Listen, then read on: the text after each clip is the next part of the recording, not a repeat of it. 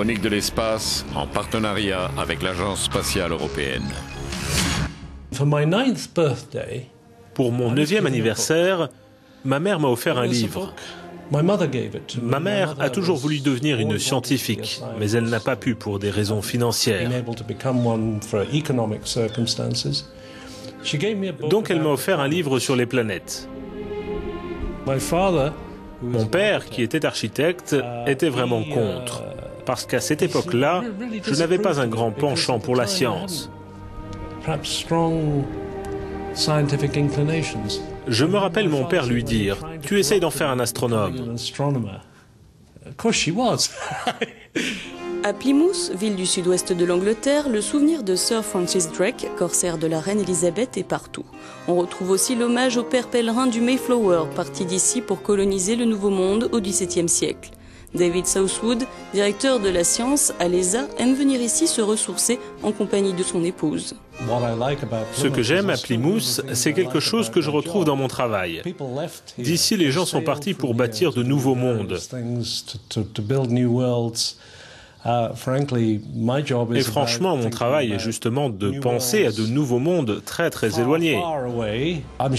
Je suis sûr, quelles que soient mes propres motivations, que les gens ont besoin d'explorer l'univers. Et c'est ce même besoin qui a poussé les gens à prendre la mer, à traverser l'océan sans savoir où ils allaient et ce qu'ils allaient découvrir.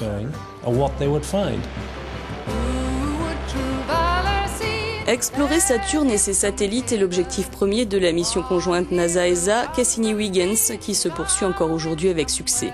Concepteur du magnétomètre de la sonde, David Southwood était un homme comblé lors du lancement en 1997 de cette mission éminemment internationale. Cassini est un formidable exemple. Dès le début, dans mon équipe, il y avait des gens qui venaient de l'autre côté de ce que l'on appelait à l'époque le rideau de fer. Concernant mon projet, ma première coopération impliquait la Hongrie. Selon moi, un des points clés de Cosmic Vision, c'est la coopération internationale. Cosmic Vision, un concours lancé sous l'égide de l'ESA pour définir et structurer les grandes missions scientifiques de 2015-2025. Deux secteurs sont prioritaires, l'astrophysique pour comprendre les mécanismes de notre univers et l'étude en profondeur de notre système solaire. Des missions européennes qui ne pourront se passer de coopération internationale. L'un des buts de la science spatiale est d'apprendre à travailler ensemble. Comment les Américains travaillent avec les Européens, comment les Européens travaillent avec les Russes ou les Chinois, les Indiens, les Japonais. Avant tout, on crée notre propre langage pour communiquer. Ne vous méprenez pas, les cultures sont très différentes, mais on apprend à travailler ensemble, on apprend à connaître nos points forts et à se reposer sur les points forts des autres. Une fois les lignes de force délimitées par l'Agence spatiale européenne, des scientifiques se sont regroupés dans toute l'Europe pour plancher sur Cosmic Vision 2015-2025. 51 projets ont initialement été retenus et les grandes idées n'ont pas manqué. Si vous dites à des scientifiques, proposez-nous vos meilleures idées, alors ils arriveront avec des projets très chers, parce qu'une chose est sûre, l'imagination des scientifiques est loin d'être limitée. Donc nous avançons l'idée d'une petite mission, une mission M, c'est-à-dire à moyen terme, qu'on a des chances de voir se réaliser plutôt qu'une mission lointaine. Pour une personne ordinaire, c'est une question de bon sens, mais pour un scientifique, cela nécessite une explication.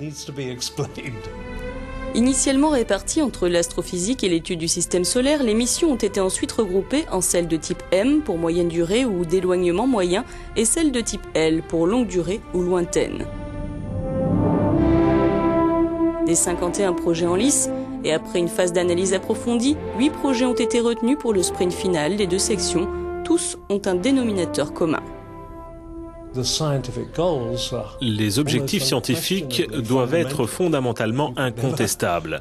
On pourrait ne jamais avoir le courage de proposer un projet qui nous coûterait 600 à 700 millions d'euros. En impliquant d'autres pays, on parle alors de milliards d'euros et vous devez être capable d'assumer et de dire honnêtement, ceci va changer notre façon de voir l'univers.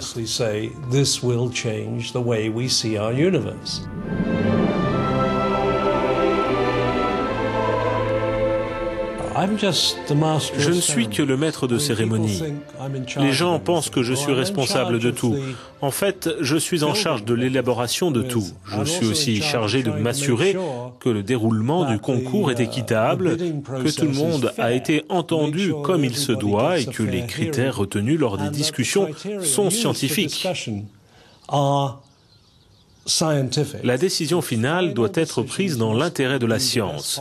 Le problème est que la science ouvre trop de portes sur l'avenir. Alors vous devez être rationnel quant à la direction à prendre et à quel moment. Parce qu'une fois qu'on s'est engagé sur une voie, le projet commence à vous coûter beaucoup d'argent, vraiment beaucoup d'argent. Et au stade où nous en sommes, pour les 2 ou 3 ans à venir, on utilise peut-être 1% du budget total de ce type de mission. Actuellement, nous travaillons beaucoup en dépensant peu. Par contre, lorsqu'on lance un projet, que l'on commence à faire venir des équipes d'ingénieurs des 4 coins de l'Europe et qu'on commence à payer les salaires, là, les dépenses prennent rapidement des proportions énormes. Then you've got the train rolling down the track. Nous allons commencer à étudier les différentes missions qui ont été retenues. Et beaucoup d'entre elles, peut-être toutes finalement, aboutiront. I think many of them, or maybe even all of them in the end, will come to realization. Mais la première chose à faire, c'est décider quelle sera la première. C'est un moment passionnant parce que nous débattons, il y a conflit d'idées et en même temps nous avons des objectifs technologiques extraordinaires. Nous savons ensuite sur quel projet nous allons travailler, comment nous allons l'entreprendre. Prendre des décisions et en assumer les conséquences n'a jamais été facile. Il faut choisir. Est-ce un fardeau? Non, si le jeu en vaut la chandelle. À l'heure actuelle, de mon point de vue, nous faisons face à 2 grands défis en astronomie. Nous savons que l'univers est rempli de planètes.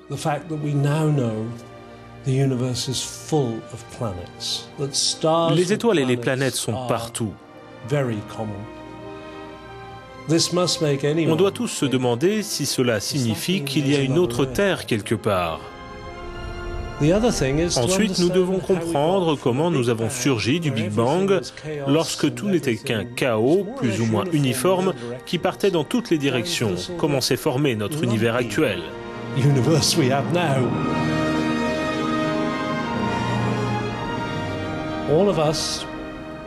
Nous venons tous des étoiles, des galaxies et en fait du Big Bang.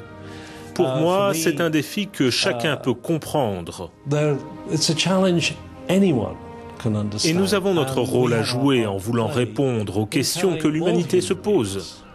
D'où venons-nous? De quoi sommes-nous issus? Qu'est-ce qui se cache derrière les mystères de notre planète?